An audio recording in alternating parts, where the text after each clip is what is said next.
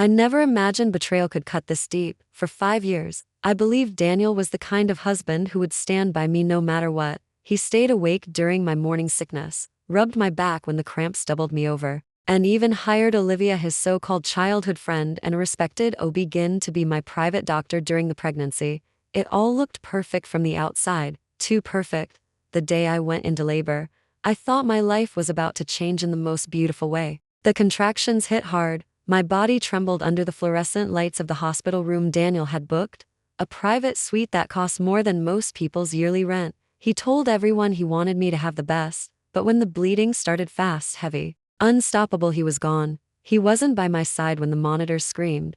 He wasn't there when the cold sweat drenched my body and the room spun like a nightmare. I heard voices from the bathroom down the hall, muffled laughter, then words sharp enough to slice through my pain. "Thank God we had her carry our child instead of you, Liv," Daniel whispered. Olivia giggled. She looked terrifying just now. I couldn't watch. "You're lucky you'll always see me looking beautiful." "Not like that." I froze. My hands gripped the sheets until my nails tore into my palms. Blood kept pouring out of me, soaking the bed, chilling against my skin, but nothing compared to the cold settling inside my chest.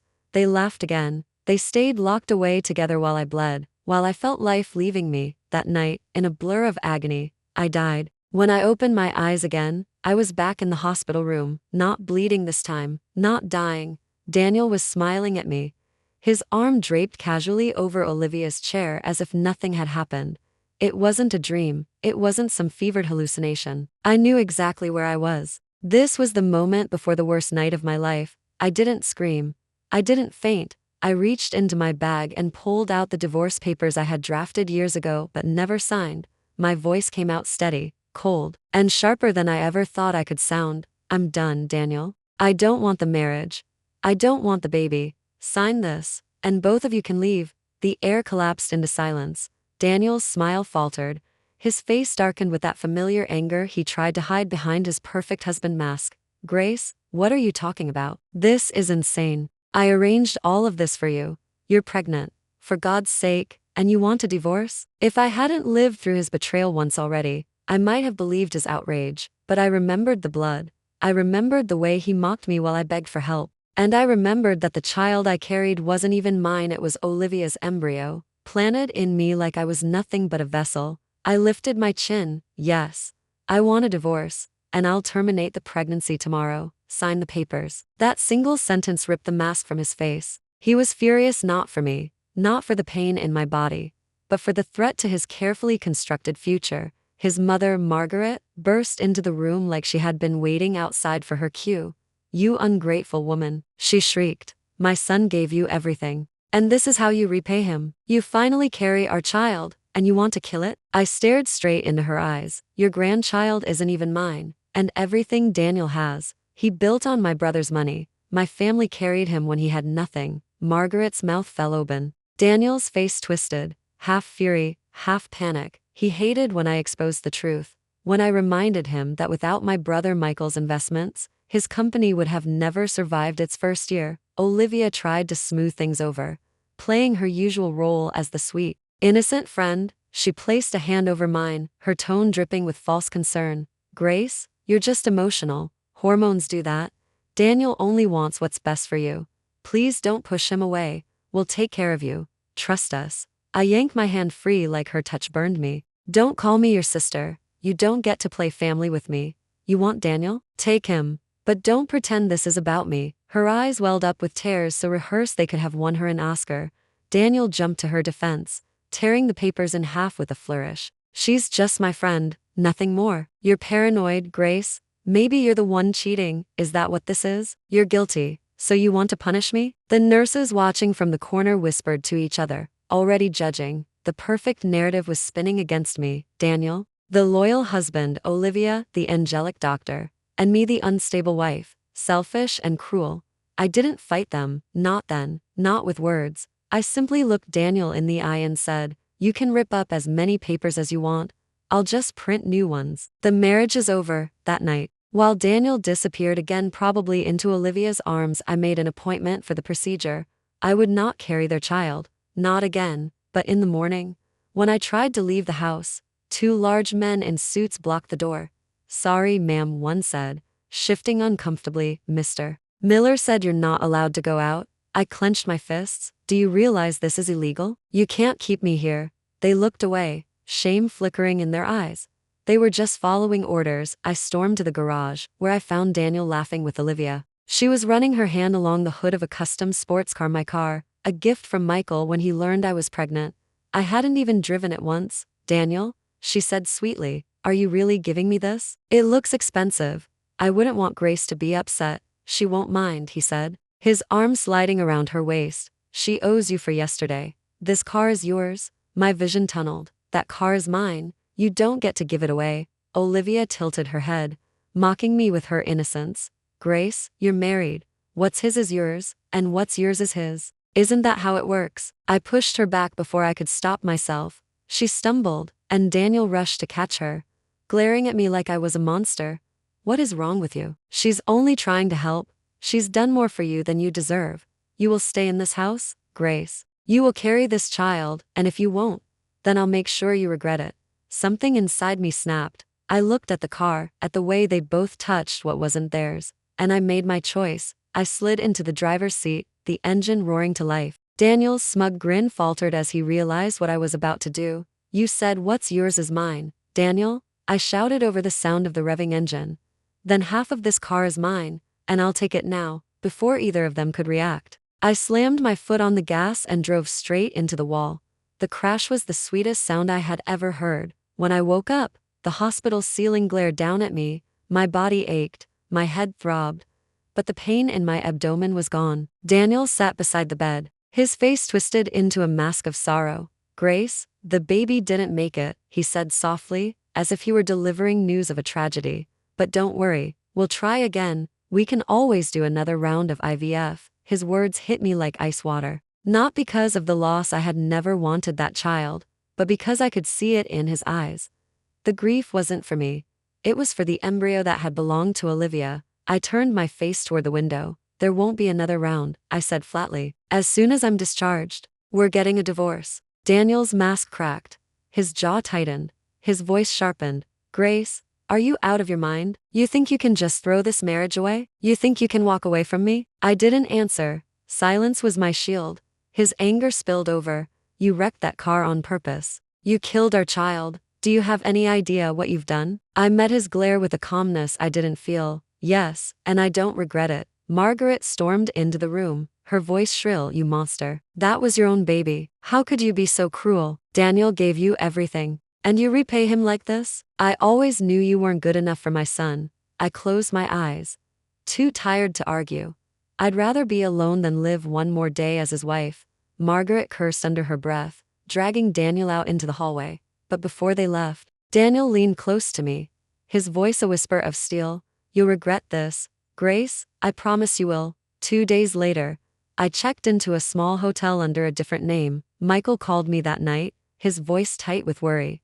Grace, I heard what happened. Are you safe? Safe enough, I said, though my chest felt hollow. I want him gone, Michael. I want him out of my life. No money, no company, nothing. I need him to pay. There was a pause, then his voice softened. Then we'll make sure you win, whatever it takes. For the first time in days, I felt something like hope. But hope didn't last long. I woke up in the middle of the night to a strange weight on the bed. My eyes flew open. A man I had never seen before was lying next to me, shirtless, his arm draped over my waist. I bolted upright, panic racing through me. The light snapped on. Daniel sat in the corner, phone in hand, the flash of the camera blinding me. Click, click, click, photo after photo. Smile, Grace, he said coldly. This will look great on the internet. My stomach dropped. What the hell are you doing? Nothing happened. I know, Daniel said, standing, slipping his phone into his pocket. But they don't. The stranger got up quickly, bowing his head toward Daniel like a soldier reporting to a commander. It's done, sir. Daniel waved him away, then leaned close to me, his breath sour. All you have to do is stop this divorce nonsense. Stay my wife, play the role, and this little scene never leaves this room. My body shook with rage. You're disgusting, he smirked. Maybe, but I know you, Grace. You won't let Michael's reputation, your parents' memory, be dragged through the mud. you'll think twice before crossing me. Blood soaked through the sheets again, sudden and sharp. The stress, the recent procedure, it all came crashing back. Pain radiated through me, and I could barely breathe. Daniel's eyes flickered with panic. For a moment, I thought he might actually care. Then his phone rang. Olivia's voice came through. Soft, needy. Danny, the power's out at my place. I'm scared. Come over. He didn't even hesitate. Don't move, baby. I'm on my way. He looked down at me, writhing in pain, pale as a ghost. Call yourself an Uber. I'll be back when I can. And then he left. The next morning, the photos hit the internet. Twitter, Facebook, gossip blogs, they all carried the same story. Grace Miller cheats on her loyal husband during pregnancy. The pictures were damning. Me in a hotel bed, a stranger's arm around me. My face pale and exhausted but unmistakably mine. Comments poured in. What kind of woman cheats while pregnant? Poor Daniel. He gave her everything. She killed her baby and slept with another man. She's evil. The hate grew like wildfire. Reporters camped outside the hotel, shouting questions. Online, strangers created fake memorials for me, posting photoshopped obituaries with captions like "Rest in shame." I shut off my phone, pulled the curtains, and sat in silence. I had died once already. This time, it felt worse. But I refused to break. Not again. The court date came faster than I expected. Daniel filed first, accusing me of infidelity, of cruelty, even of assaulting Olivia. The trial was broadcast live. Margaret and Olivia sat together, smug smiles painted on their faces. Daniel stood tall in his tailored suit, his voice calm. Rehearsed. I did everything for her. I gave her the best doctors, the best care, a home most people can only dream of. And she betrayed me. She betrayed our family. The judge turned to me. Mrs. Miller, the evidence is serious. Unless you can provide proof of your husband's misconduct, I will have no choice but to grant him the settlement he requests. Daniel's lawyer smirked. Olivia dabbed at imaginary tears. Daniel leaned forward, his voice gentle enough to make the audience swoon. Grace, it doesn't have to end like this. Apologize. Take back your accusations. Admit you were wrong, and I'll forgive you.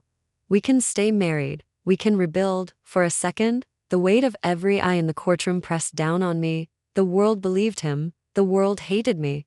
But then I remembered the blood, the cold, the sound of his laughter in the bathroom while I begged for my life. I stood tall. I'm not here to beg. I'm here to end this.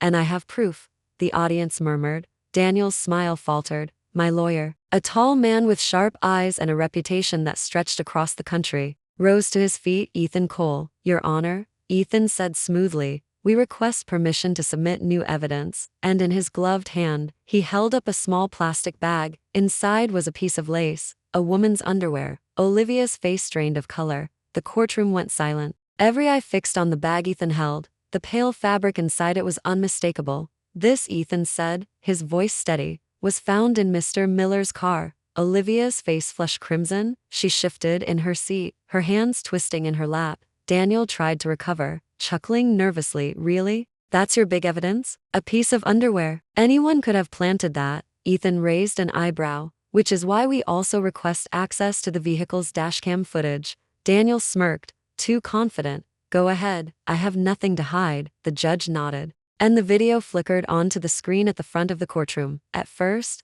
it looked harmless, shots of the road. Daniel behind the wheel. Nothing unusual. Then came a cut of the car parked in an empty lot at night. The headlights glowed against the darkness. The car rocked hard. A collective gasp swept through the room. Daniel's face drained of color. He leaned forward, gripping the table. But the screen didn't stop. The window rolled down, revealing Olivia's flushed face, hair tangled, her bare shoulders glistening with sweat. Her voice filled the courtroom speakers. Breathless, Danny, don't forget to delete the dashcam after. If Grace finds out. Relax, Daniel's voice answered, low and hoarse. I delete them every time. Now stop talking. And objection. Daniel's lawyer shouted, his voice cracking. This is, the judge banged the gavel. Order. Let the footage play. The rest of the video left nothing to doubt. When the screen finally went dark, the courtroom buzzed with whispers. The audience no longer looked at Daniel with sympathy. They looked at him with disgust. Margaret clutched her pearls, glaring at her son like he was a stranger. Olivia sat frozen, tears streaking her makeup, Her carefully constructed image of a sweet, selfless doctor shattered. Daniel slammed his fist on the table. Fine. I admit it. I slept with her. But Grace isn't innocent either. She tried to kill our child. She admitted it. Ethan didn't flinch. He calmly placed another document on the judge's desk. Your Honor, this is the genetic report of the embryo Grace carried.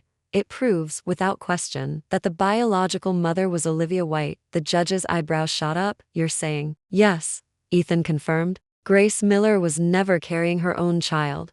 She was deceived, used as a surrogate without her consent. The courtroom erupted. Reporters scribbled furiously. The live stream chat exploded with comments. WHAT? The baby wasn't even hers. She was set up from the start. That poor woman. My God. Daniel turned on Olivia, his face twisted with fury. You told me no one would ever find out. Olivia broke then. Her voice cracked, hysterical. You think this is just my fault? You wanted it too. You told me she was boring, that you needed me. You said you'd never leave her but you'd keep me if I gave you a child. You begged me. The words hung in the air like poison. Daniel lunged at her, and bailiffs rushed forward to pull him back. Olivia shoved him, screaming, her voice raw. You're nothing without me. You made me ruin my career, my life, for you. The judge's gavel slammed down again and again until the room fell quiet. Enough, the judge barked. The evidence is clear. Mr. Miller engaged in adultery and fraud. Mrs. Miller is granted divorce with full financial settlement. Mr. Miller is stripped of his claim to the marital estate. Olivia White will face separate charges for medical malpractice and attempted harm. The gavel fell one last time. Court adjourned. I walked out of the courthouse into a sea of flashing cameras. Only this time, the questions were different. Grace, how did you survive such betrayal? Do you feel vindicated? What's next for you now that you're free? I didn't answer. I didn't need to. The silence was power enough. Ethan walked beside me, his presence solid, his stride calm. You did it, he murmured. No. I said quietly, staring at the sky. I survived it. There's still more to do. Daniel's fall was swift and merciless. The company he built on my brother's money, on my sacrifices, turned on him overnight. Investors fled, stock prices collapsed. News outlets ran headlines calling him the perfect husband who lied. Olivia was suspended from her hospital position, then arrested when the recording of her conversation about spiking my food surfaced. Margaret vanished from the public eye, too ashamed to face the humiliation. For weeks, people who had once called me names now flooded my inbox with apologies, with sympathy, with pleas for interviews. I ignored them all, but at night, when the lights were out, I lay awake and wondered why I felt no joy. Justice had been served. I was free. So why did I still feel so hollow? One evening, Ethan knocked on the door of the small apartment I had rented. He carried a paper bag that smelled like roasted chestnuts. You used to love these, he said, setting them on the table. I blinked. How did you know? He gave a small smile. Michael. And I remember more than you think. I hesitated, then cracked one open. The warmth spread through my hands, through my chest. For the first time in weeks, I felt something that wasn't rage or grief. Ethan watched me quietly, then said, Grace, you fought like hell to free yourself. But freedom is only the beginning. What comes next, that's your choice, not Daniel's, not Olivia's, yours. His words lingered long after he left, and for the first time since my life had shattered, I allowed myself to think about tomorrow. Freedom felt strange. For years, my life had revolved around Daniel, his needs, his ambitions, his lies. Now that he was gone, I woke up every morning with silence instead of his voice. At first, the silence was unbearable. I would catch myself reaching for the coffee pot, out of habit, to make his favorite blend. I would glance at the clock and wonder when he was coming home. Old reflexes die hard, even after betrayal. But slowly, the silence began to feel different. Not empty, not lonely, just mine. Michael called one morning from Boston, where he lived with his wife, Grace, he said, his tone both proud and concerned. You don't have to stay in New York. Come live near us. Start fresh. I will, I said, but not yet. There's something I need to do here. I had spent years building Daniel's company, networking with clients, drafting proposals, closing deals. I knew its foundation better than he did. And now that I held controlling shares, thanks to the divorce settlement, I had a choice. Sell it or run it. Everyone expected me to sell, to take the money and disappear. Instead, I walked into the glass tower Daniel once ruled from and took the seat he had stolen from me long ago. The employees stared as I passed through the lobby. Some whispered, some avoided my gaze. They didn't know what to expect. I didn't smile. I didn't try to charm them. I just said, let's get to work. Running the company wasn't easy. The damage Daniel left behind was worse than I realized. Mismanaged accounts, shady deals, employees demoralized by years of his temper and hypocrisy. I worked late nights, weekends, through exhaustion, but it was different now. Every hour I poured into rebuilding wasn't for him, it was for me. And the more I worked, the more I remembered who I had been before Daniel, a woman who had closed deals in the snow, who had faced rejection and still fought, who had believed in her own strength before she handed it to the wrong man, piece by piece. I was taking myself back. Daniel, meanwhile, was unraveling. The media followed him relentlessly. Once praised as a visionary, he was now branded a fraud. Investors turned away. Former allies mocked him. He tried to start new projects, but every door slammed shut. His name was poison. I heard from contacts that he drank too much, that he shouted at strangers in bars, that he muttered Olivia's name like a curse. She was in prison, awaiting trial, and refused to speak to him. He had destroyed his marriage, his reputation, his future, all for her, and she had left him to burn alone. There was a time I would have pitied him, not anymore. One evening, I stayed late at the office. The city lights glowed outside the window. Ethan knocked softly before stepping inside. You work too much, he said, setting down takeout boxes on my desk. I looked up from the reports. It has to be done. It doesn't have to be done tonight, he countered. You're rebuilding a life, Grace. Don't forget to live it. His words stirred something deep inside me. I wanted to argue, but instead I let out a long breath and closed the files. We ate quietly, side by side. For once, the food tasted like more than fuel. It tasted like possibility. Weeks passed, the company stabilized, clients returned. Slowly but steadily, my decisions weren't always perfect, but they were mine, and people respected that. One afternoon, an employee stopped me in the hallway. A young woman, barely out of college, clutching a stack of folders. Mrs. Miller, I mean, Ms. Carter, she corrected quickly. I just wanted to say, thank you, for taking charge, for proving we don't have to stay silent when we're treated badly. Her words caught me off guard. My throat tightened. I managed a small nod. Don't thank me, just remember it for yourself someday. Daniel's collapse reached its peak not long after. He was arrested for assault after a bar fight. The photos hit the news, his face bruised, his eyes wild, a man unrecognizable from the polished executive he had once been. When I saw the headline, I felt nothing, no satisfaction, no pity, just distance. He had chosen his path, I had chosen mine. The night I finally sold the company, I stood alone in the office for the last time. The walls were bare, the desk empty. Ethan walked in, leaning against the doorway. Ready? Yes, I said. My voice was steady. This chapter is over.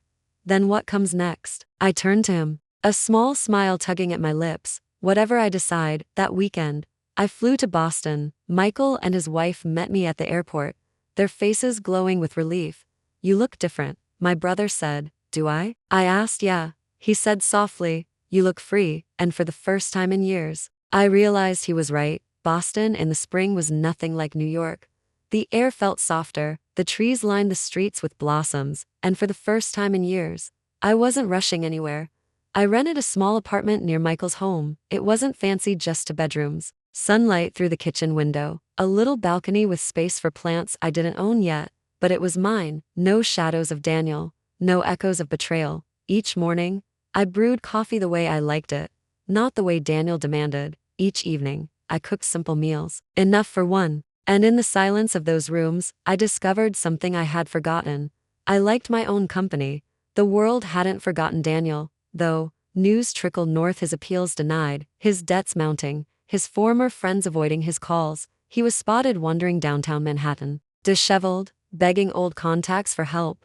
Then one night, the headlines screamed his end, a street fight, a knife, too much blood. He was gone before the ambulance arrived. When I read the news, I didn't cry, I didn't smile. I just closed the laptop and sat still for a long time. There had been a time when I would have given everything to save him. That woman no longer existed.